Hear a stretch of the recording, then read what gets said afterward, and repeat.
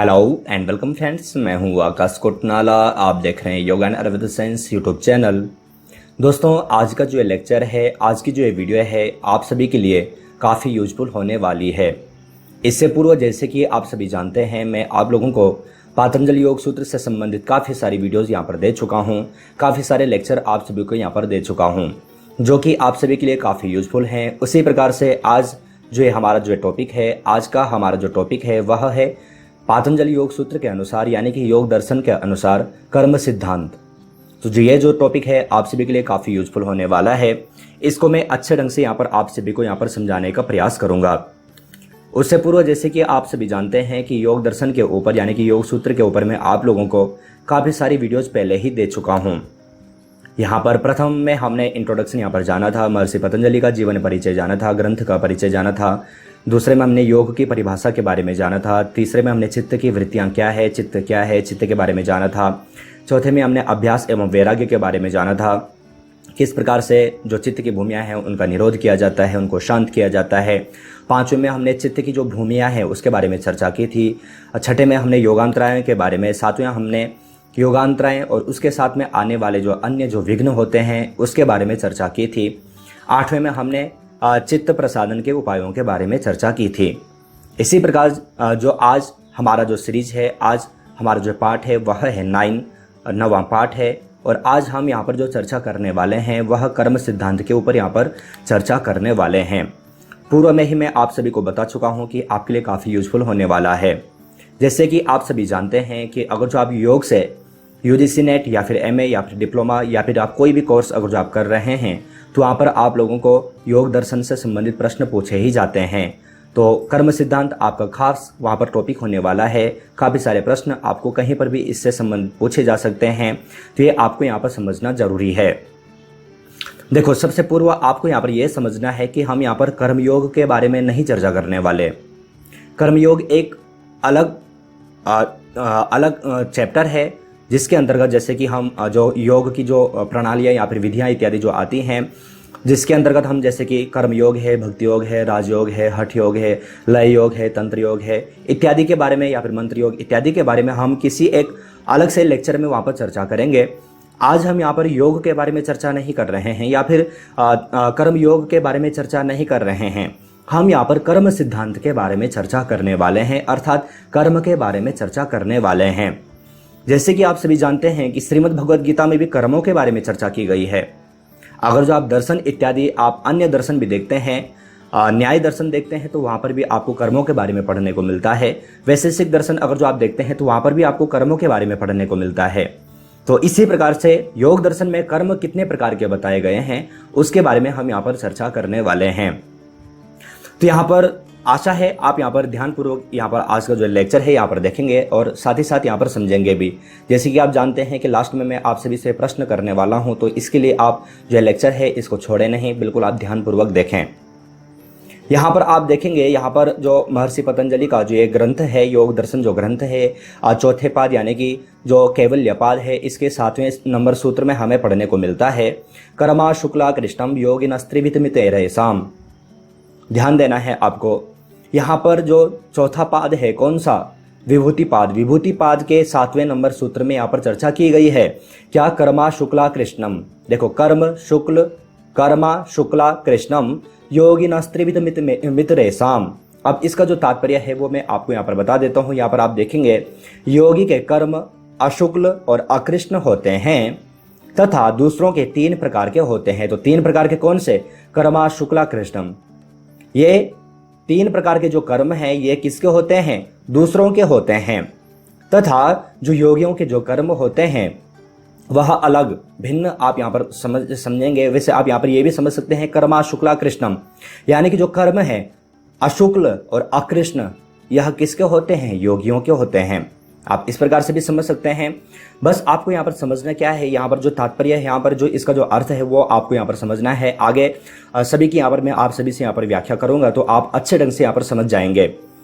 यहाँ पर आप देखेंगे कि यहाँ पर इन्होंने कहा है कर्मा शुक्ला कृष्णम योगिन स्त्रिभितमित शाम, अर्थात जो कर्म किस प्रकार से अशुक्ल और अकृष्ण हैं, यह किसके हैं? योगियों के हैं।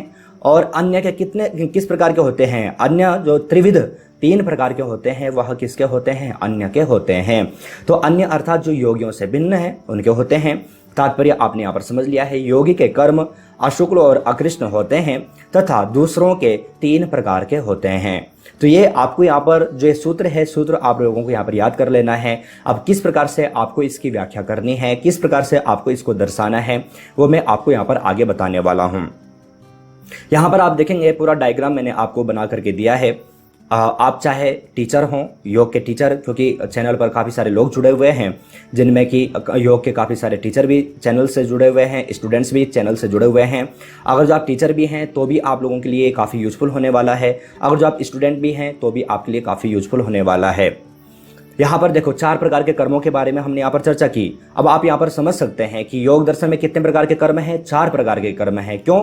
क्योंकि यहाँ पर इन्होंने कहा है कर्मा शुक्ला और कृष्ण होते हैं, और योगी इससे भिन्न कितने होते हैं? 3 प्रकार के। जो अन्य है वो योगी अन्य क्या होते हैं। अब जो 4 प्रकार के जो कर्म हैं इनको अब हम यहाँ पर डिटेल में यहाँ पर समझ लेते हैं।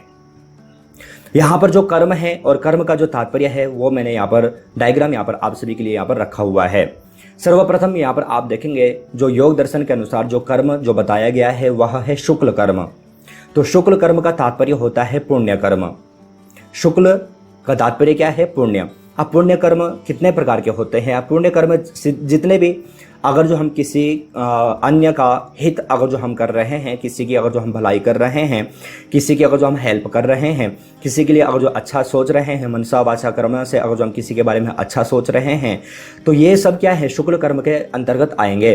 अब यहाँ पर हम किसी के लिए सोचें चाहे फिर हम अपने लिए सोचें, अगर जो हम स्वाध्याय इत्यादि कर रहे हैं, ध्यान इत्यादि अगर जो मेडिटेशन इत्यादि अगर जो हम कर रहे हैं, योगाभ्यास इत्यादि अगर जो हम कर रहे हैं, तो ये सब हमारे पुण्य कर्म के अंतर्गत आते हैं।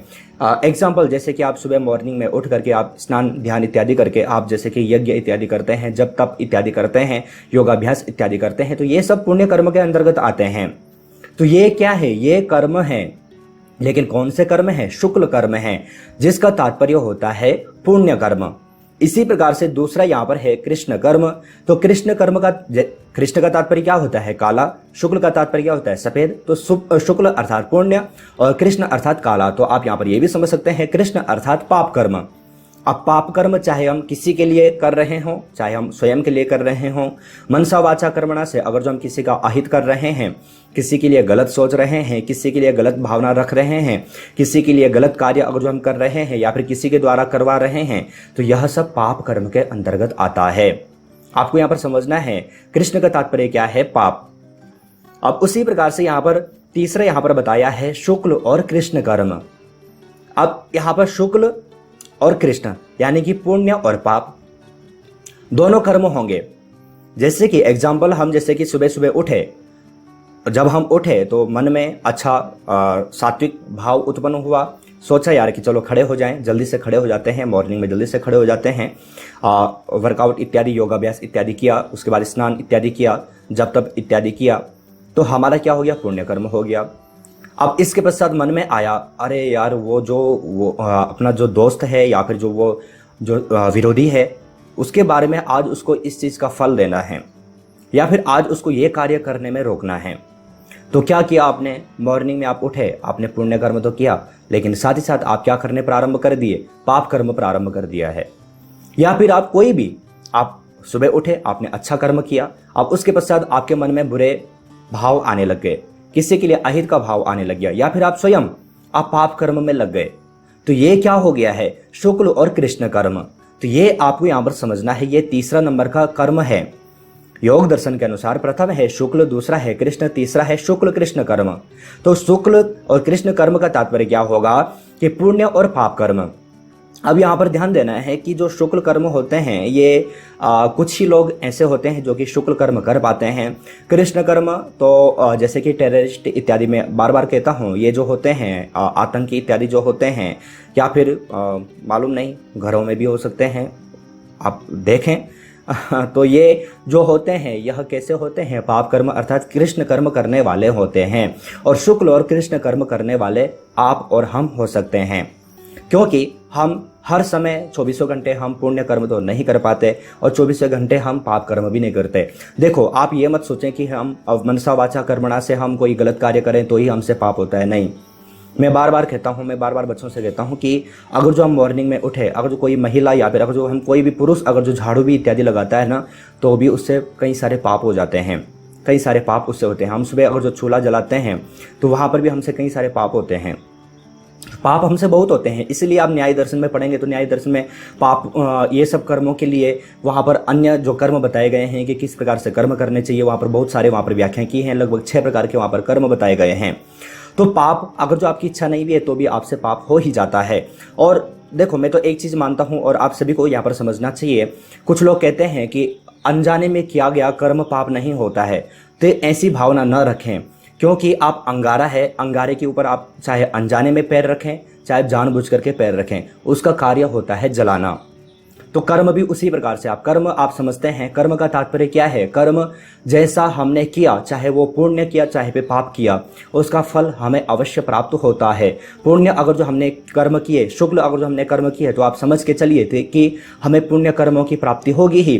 कृष्ण कर्म अगर जो आपने पाप कर्म किए तो समझ के चलिए कि हमें पाप कर्म का, इस जो कर्म हमने जो किया है इसका फल हमें अवश्य प्राप्त होगा ही।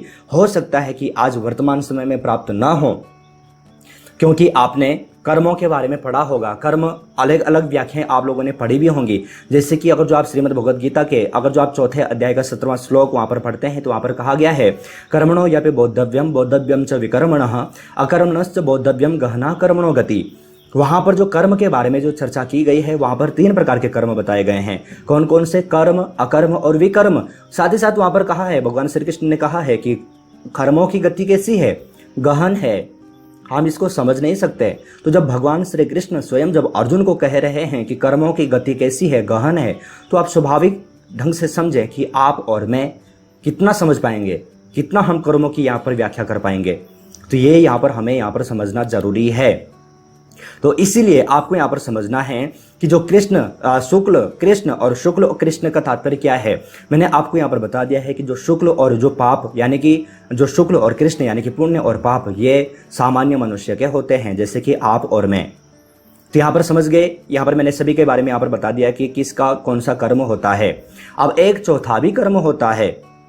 अब ये जितने भी जो कर्म है ये सांसारिक मनुष्यों के होते हैं, तीनों के तीनों। जो शुक्ल है, हो सकता है कि कोई व्यक्ति अच्छे कर्म ही कर रहा हो। कृष्ण कर्म, हो सकता है कि कोई व्यक्ति गलत कर्म ही कर रहा हो सकता है कि कोई दोनों मिश्रित कर्म कर रहे हों। तो ये सब के सब जो सांसारिक मनुष्य हैं इनके कर्म होते हैं। लेकिन एक चौथा भी कर्म होता है। अब चौथा कर्म कौन सा है? तो वह है अशुक्ल और अकृष्ण। अब आपको यहाँ पर ध्यान देना है, मेन टॉपिक हमारा यही है, क्या है? अशुक्ल और अकृष्ण। अब अशुक्ल और अकृष्ण का तात्पर्य क्या होता है? पुण्य और पाप रहित कर्म। थोड़ी सी मैं आपको यहाँ पर अपनी जो इमेज है वो यहाँ पर हटा देता हूँ और आप यहाँ पर ध्यानपूर्वक देखें। यहाँ पर क्या है? चौथा जो कर्म यहाँ पर जो बताया गया है वह है अशुक्ल और अकृष्ण, अर्थात पुण्य और पाप रहित कर्म। तो पुण्य और पाप रहित कर्म, अब आपको यहाँ पर समझना है कि पुण्य और पाप रहित कर्म का यहाँ पर तात्पर्य क्या है, और वही योगियों के कर्म हैं। देखो, याद रखना कि आप सभी देखते हैं कोई योगी होगा या फिर कोई भी, जरूरी नहीं है कि घर परिवार छोड़ करके कोई योगी हो सकता है, घर में भी हो सकता है, परिवार के साथ में भी रह सकता है।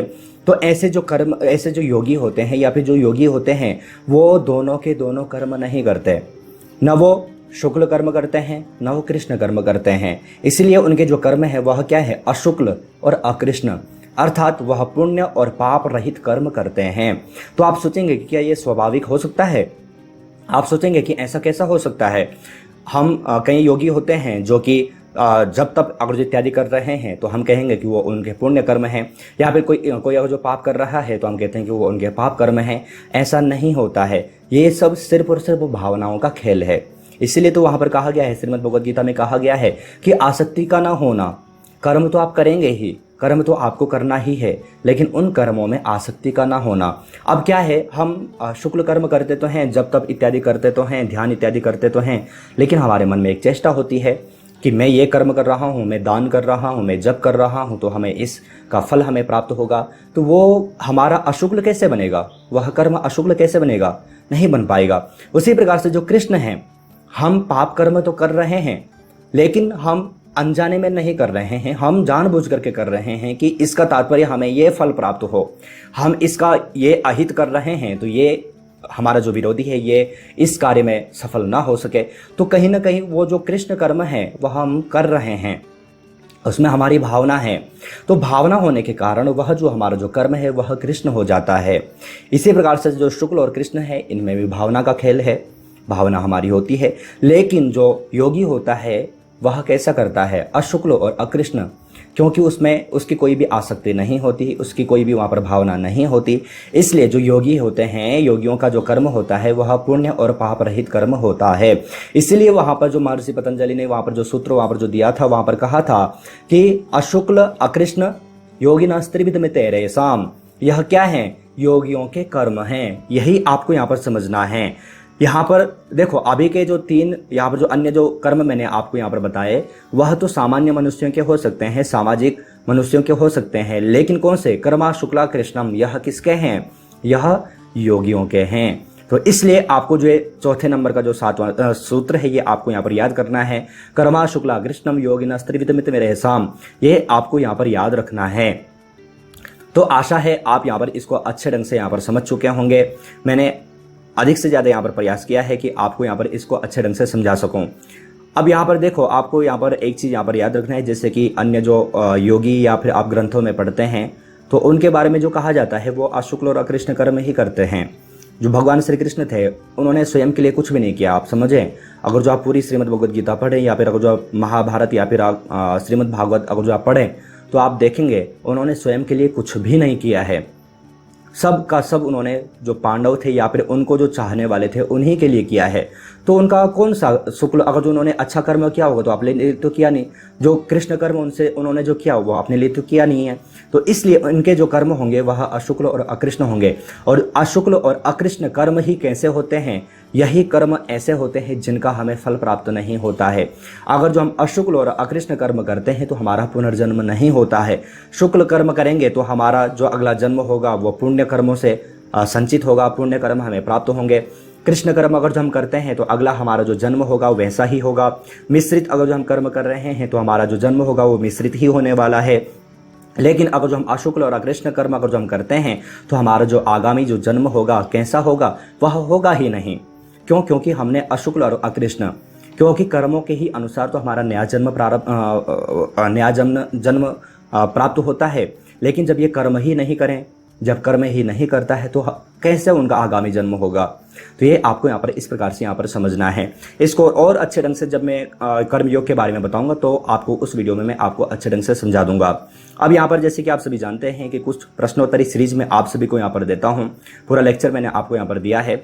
हो सकता है कि आपका यहाँ पर टाइम ज़्यादा गया है, लेकिन अगर जो आपने ध्यानपूर्वक यहाँ पर देखा होगा तो आपका जो ये चैप्टर है आप कभी भूल नहीं सकते। अब यहाँ पर कुछ आप सभी के लिए यहाँ पर कुछ प्रश्नोत्तरी सीरीज हैं जो कि आपको यहाँ पर ध्यान देने हैं। इनका सही आंसर आपको यहाँ पर देना है। प्रथम प्रश्न आप सभी के लिए यहाँ पर है, निम्नलिखित में से कर्म सिद्धांत का वर्णन किया गया है। ऑप्शन यहाँ पर है समाधि पाद में, साधन पाद में, विभूति पाद में, या फिर इनमें से कोई नहीं। यहाँ पर इनमें से कोई नहीं यहाँ पर नहीं है, बल्कि यहाँ पर है कैवल्य पाद में। यहाँ पर लिखने में यहाँ पर मिस्टेक हुआ है, मैं बल्कि इसको कर ही देता हूँ, नहीं तो आप सोचेंगे कि आधा अधूरा है। चलिए मैंने यहाँ पर कर दिया है। तो यहाँ पर क्या है, कैवल्य पाद में। प्रश्न क्या है, निम्नलिखित में से कर्म सिद्धांत का वर्णन किया गया है, समाधि या फिर साधन या फिर विभूति या फिर कैवल्य। तो आपको इसका सही आंसर यहाँ पर वीडियो के कमेंट बॉक्स में यहाँ पर भेजना है। इसी प्रकार से दूसरा प्रश्न आप सभी के लिए यहाँ पर है, निम्नलिखित में से शुक्ल कर्म का तात्पर्य है पाप या फिर पुण्य या फिर उपयुक्त दोनों या फिर इनमें से कोई नहीं। तो शुक्ल कृष्ण अशुक्ल अकृष्ण ये सभी के बारे में मैं आपको अच्छे ढंग से यहाँ पर समझा चुका हूँ। आशा है आप शुक्ल कर्म का तात्पर्य अच्छे ढंग से यहाँ पर इसका सही आंसर यहाँ पर कमेंट बॉक्स में यहाँ पर भेजने वाले हैं। आप सभी का आंसर में, जैसे कि आप सभी जानते हैं कि मैं वीडियो को कमेंट बॉक्स में रीड करता हूँ, आप अपना सही आंसर यहाँ पर कमेंट करें। इसी प्रकार से आप सभी के लिए यहाँ पर तीसरा प्रश्न यहाँ पर है, निम्नलिखित में से योग सूत्र में वर्णित कर्म के प्रकार हैं। ऑप्शन यहाँ पर हैं 1 या फिर 2 या फिर 3 या फिर 4। ध्यान रखें यहाँ पर योग सूत्र के अनुसार पूछा है। जैसे कि मैंने आपको बताया कि गीता में 3 प्रकार के कर्म बताए गए हैं। अगर जो आप मीमांसा दर्शन इत्यादि पढ़ते हैं तो वहाँ पर 6 प्रकार के कर्म वहाँ पर बताए गए हैं। या फिर आप अगर जो आप वैशेषिक दर्शन पढ़ते हैं तो वहाँ पर 5 प्रकार के कर्म बताए गए हैं। तो अलग अलग व्याख्याएं हमें अलग अलग ग्रंथों के अनुसार पढ़ने को मिलता है, लेकिन योग सूत्र में कितने प्रकार के हैं ये आपको यहाँ पर इसकी व्याख्या करना है। आपका जो भी आंसर होगा वो मैं यहाँ पर रीड करने वाला हूँ। साथ ही साथ मैं फिर से यहाँ पर आप सभी को यहाँ पर बता दूं कि इसी प्रकार से जो प्रश्नोत्तरी सीरीज आप यहाँ पर देख रहे हैं, मैंने आपको यहाँ पर चैनल की ओर से यहाँ पर 2 बुक यहाँ पर पब्लिश की जा चुकी हैं। एक में आपको 500+ MCQ मिलते हैं, एक में आपको 1000+ MCQ मिलते हैं। पहले तो हो सकता है कि आपने इनमें से कोई एक बुक परचेस कर ली हो। अगर जो नहीं किया है, अगर जो आप इच्छुक हैं तो आप कर सकते हैं। ये आपके योग के किसी भी एग्जाम के लिए काफ़ी यूजफुल होने वाले हैं। इन सभी का लिंक आपको वीडियो के डिस्क्रिप्शन में मिल जाएगा। आप अधिक जानकारी वहां से प्राप्त कर सकते हैं। नेक्स्ट जो चौथा प्रश्न आप सभी के लिए यहाँ पर है वह है, निम्नलिखित में से अशुक्ल अकृष्ण कर्म का तात्पर्य है। ऑप्शन यहाँ पर है पाप एवं पुण्य, या फिर पाप पुण्य रहित, या फिर उपयुक्त दोनों, या फिर इनमें से कोई नहीं। तो इसका भी आपको सही आंसर वीडियो के कमेंट बॉक्स में भेजना है। 4 प्रश्न मैंने आपको यहाँ पर दिए हैं। अगर जो आप इन 4 प्रश्नों के अच्छे आंसर यहाँ पर दे देते हैं तो मुझे लगेगा कि आपने जो ये लेक्चर है अच्छे ढंग से यहाँ पर सुना है, आपने यहाँ पर ध्यान दिया है। आज का जो टॉपिक था, हमने यहाँ पर कर्म सिद्धांत के ऊपर यहाँ पर चर्चा की है। अच्छे ढंग से हमने इसको यहाँ पर समझने की कोशिश किया है। आशा है आप इसको अच्छे ढंग से समझ भी चुके हों। अगर जो आपके समझ में आया है, अगर जो आपको पूरा जो टॉपिक है ये समझ में आ चुका है, तो आप वीडियो को लाइक करके जरूर बताइएगा। अगर जो आप वीडियो को लाइक करते हैं तो मुझे लगेगा कि हाँ, आप ये टॉपिक है इसको अच्छे ढंग से समझ चुके हैं। इसके अन्य टॉपिक भी मैं आपको चैनल पर पहले ही दे चुका हूं, जिसके लिए आपको चैनल पर जाना होगा। आप चैनल पर आएंगे तो आपको काफ़ी सारी वीडियोज़ यहाँ पर मिल जाएंगी। आप अपने इच्छानुसार कोई भी वीडियोज़ यहाँ पर देख सकते हैं, कुछ नया सीख सकते हैं। साथ ही साथ जो लोग चैनल पर अच्छे ढंग से और अन्य टॉपिक की, अन्य एग्जाम की तैयारी करना चाहते हैं तो आप ज्वाइन बटन पर प्रेस करेंगे तो आपको काफ़ी सारे प्लान यहाँ पर नज़र आ जाएंगे। आप अपनी इच्छानुसार कोई भी प्लान यहाँ पर चूज़ कर सकते हैं। आपको ये टॉपिक, आज का जो वीडियो है, आज का जो लेक्चर है कैसा लगा, आप वीडियो के कमेंट बॉक्स में जरूर भेजिएगा। और इसी प्रकार से अन्य नई क्लास अटेंड करने के लिए आप चैनल को सब्सक्राइब भी कर सकते हैं। तो आज के इस वीडियो में सिर्फ इतना ही। आप अपनी और अपनी फैमिली का बहुत ख्याल रखिएगा। बाय।